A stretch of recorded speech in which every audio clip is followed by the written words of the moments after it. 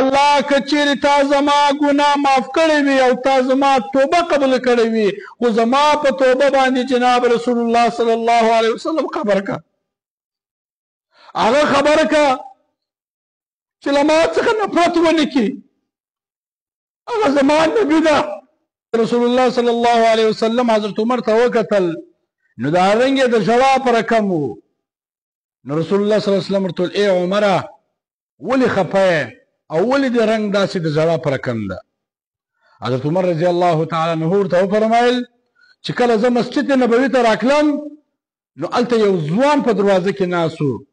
او ډېر بد یې ژړل نو ما چې د ده ژړا ته وکتل ما ته هم ژړا راغله نو رسول الله صلی الله علیه وسلم حضرت عمر رضی الله تعالی عنه ته وفرمایل چې ورته هغه ځوان راوله کله چې هغه ځوان رالی نو رسول الله صلی الله علیه وسلم ورته وویل ای ځوانه ولې ژاړې ولې فریادونه کوې ولې خفه دې ځوان ورته وویل یا رسول الله صلی الله علیه وسلم له ما څخه ډېره غټه ګناه سوې ده رسول الله اسلام ویل څونه غټه ګناه دول بیخي ډېره غټه ګناه راڅخه سوې ده رسول الله صلی الله علیه وسلم ورته وفرمایل و اسمانونه او د و مځکو او د دنیا د غرو څخه هم ستا ګناه غټه ده دې ځوان ورته وویل د و اسمانو او د و مځکو او د دنیا ټول غرو څخه زما ګناه غټه ده بیا رسول الله صلی الله علیه وسلم ورته وفرمایل ستا ګناه غټه ده که د الله جل جلاله کرسي نو دې ځوان ورته وویل زما ګناه د الله جل جلاله تر کرسي هم غټه ده بیا رسول الله صلی الله علیه وسلم دې ځوان ته وویل چې ستا ګناه لویه ده که د الله عرش دې ځوان ورته وویل زما ګناه د الله جل جلاله تر عرش هم لویه ګناه ده رسول الله صلی الله علیه وسلم دې ځوان ته وویل ای ځوانه ستا ګناه غټه ده که د الله رب العزت ذات که د الله ذات غټ ده لوی ده دې ځوان ورته وویل چې د الله جل جلاله ذات لوی ده نو رسول الله صلی الله علیه وسلم ورته وفرمایل چې دغه لوی ذات به ستا دغه لوی ګناه در معافوي ته ولې ناامیده الله ډېر مهربانه ذات ده ستا ګناهونه به بخشي ستا توبه به قبلوي دا ځوان څه خوشحاله سو هغه ژړا یې بنده کړه څه امید یې پیدا سو چې زما د ګناه هم بخشش شته چې ما دونه غټه ګناه کړې ده چې تر و اسمانو تر و مځکو غټه ده او د دنیا تر غرو غټه ده او زما ګناه تر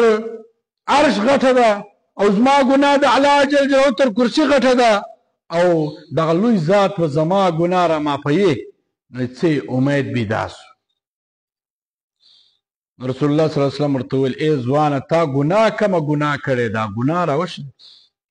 دې ځوان ورته وویل یا رسول الله صلی الله علیه وسلم زه له تا څخه حیا کوم زه دا ګناه نسم بیانولی نو رسول الله اسلام ورته وویل چې دونه غټه ګناه دي داسې تر عرشه تر اسمانو تر مځکې تر غرو غټه ده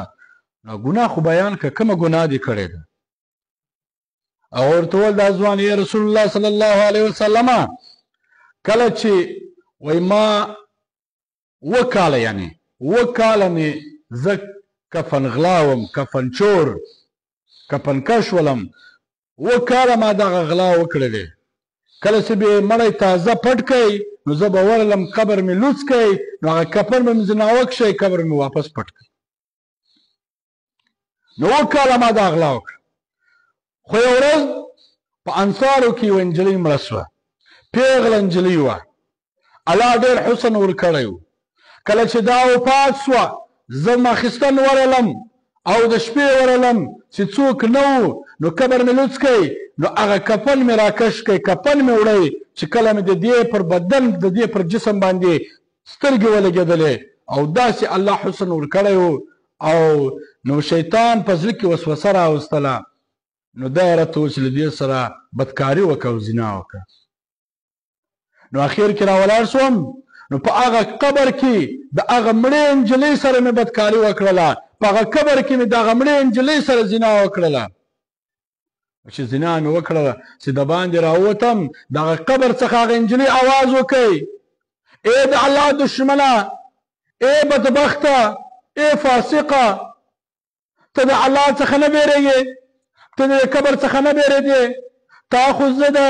د مړو په ډله کې بې حجابه کړم بې پردې دې کړلم او په ورځ د قیامت به زه جنوبه راپورته کېږم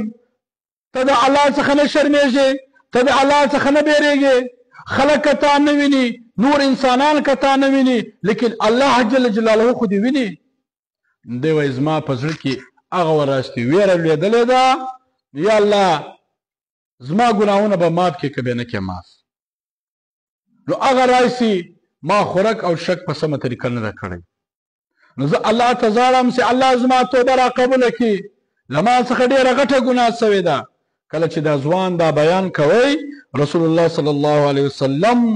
روایت کې راځي چې دا مخ مبارک د غصې څخه دی سور سو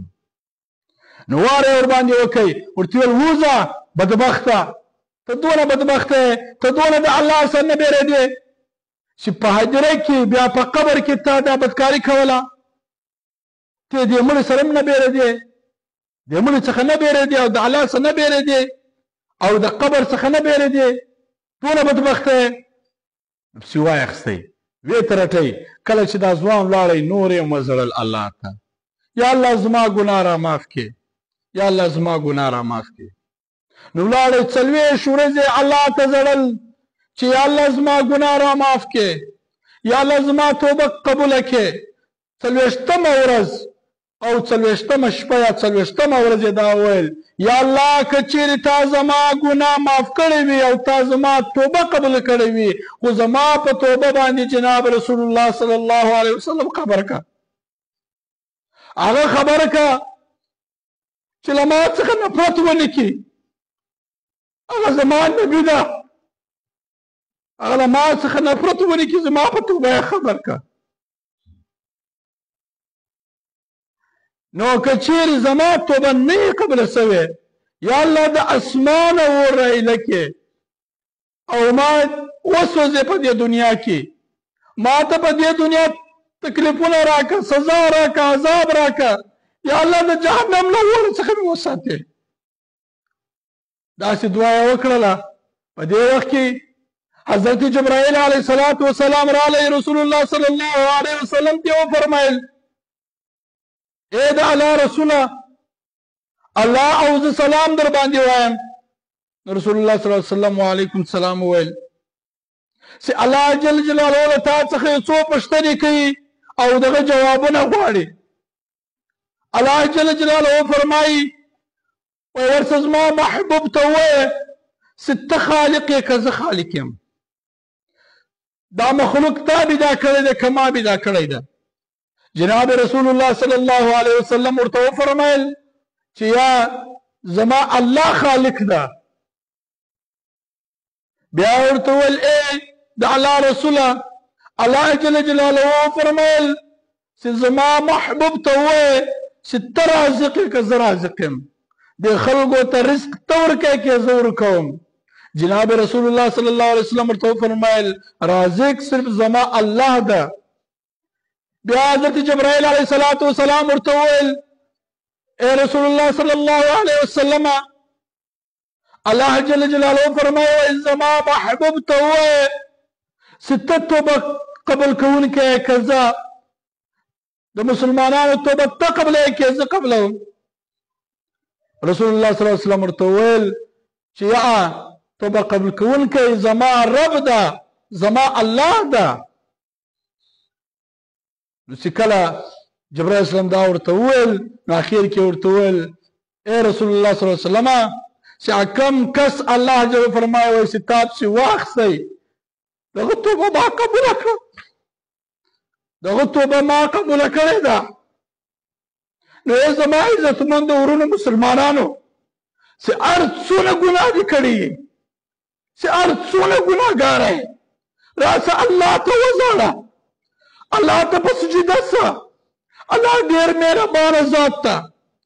الله ستا توبه در قبلوي چې هر څونه زیاته ګناهونه دې کړي دونه ګناه دې کړي تر د اسمانو هم غټه وي دونه ګناه دې کړي تر دې مځکو تر دې غرو تر دې ترخکو هم غټه وي دونه ګناه دې کړي تر د سمندراتو اوبو هم زیاتې وي خو بیا هم الله ته په سجده سه الله ته وژاړه الله جل جلاله به ستا ګناهونه در